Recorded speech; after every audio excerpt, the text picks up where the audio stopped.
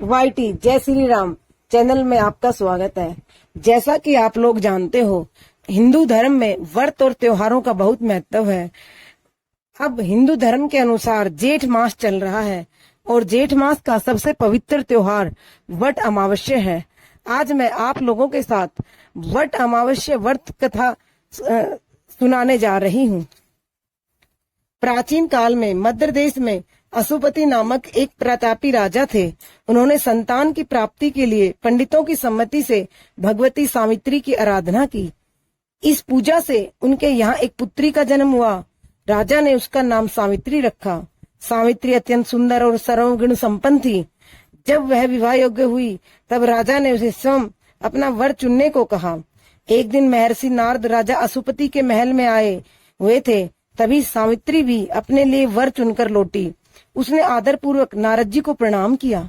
नारद जी के पूछने पर सावित्री ने बताया कि अपना राज्य खोकर वन में रहने वाले राजा धुतसेन के सुंदर और सुशील पुत्र सत्यवान को मैंने अपने पति के रूप में चयन किया है। यह सुनकर देवऋषि नारद जी ने राजा से कहा, राजन, तुम्हारी कन्या ने वर खोजने में निसंदेह भारी परिश्रम किया है।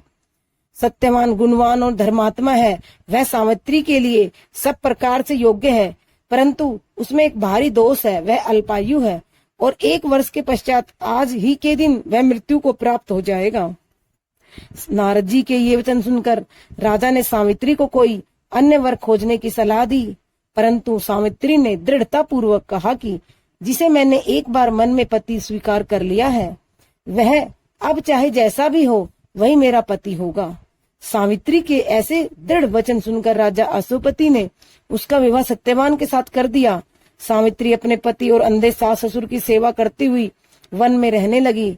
नारद जी के कथानुसार जब सावित्री के पति के जीवन के 3 दिन बचे, तभी से वह उपवास करने लगी। तीसरे दिन उसने पितरों का पूजन किया। तत्पश्चात वह सत्यवान के साथ वन में जाने को उद्यत हुई। इसके लिए उसने सास ससुर से आज्ञा प्राप्त कर ली। सत्यवान लकड़ी काटने के लिए वृक्ष पर चढ़ा, परंतु सिर में पीड़ा होने के कारण शीघ्र ही नीचे उतर आया और सावित्री की गोद में सिर रखकर लेट गया। तभी सावित्री ने यमराज और उसके दूतों को सत्यवान का जीव निकालकर ले जाते हुए देखा।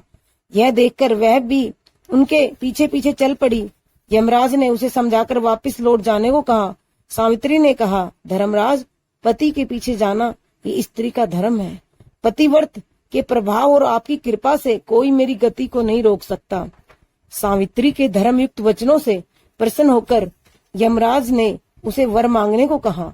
सावित्री ने अपने सास ससुर को दिखाई देने का वर मांगा।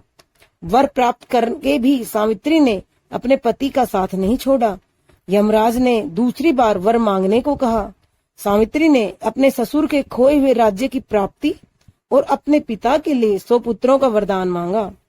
वर के बाद यमराज ने पुनः सावित्री से वापस लौट जाने का आग्रह किया, परंतु सावित्री ने अपने प्रण पर अड़िग रही।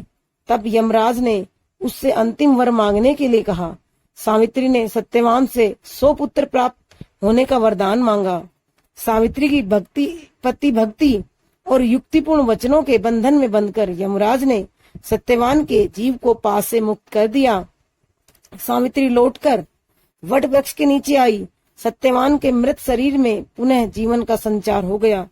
इस प्रकार सावित्री ने अपने पतिव्रत धर्म का पालन करके अपना सुहाग पाया और अपने ससुर कुल एवं पितृकुल दोनों का कल्याण भी किया। सावित्री व्रत कथा पूर्ण हुई। आपको अगर कथा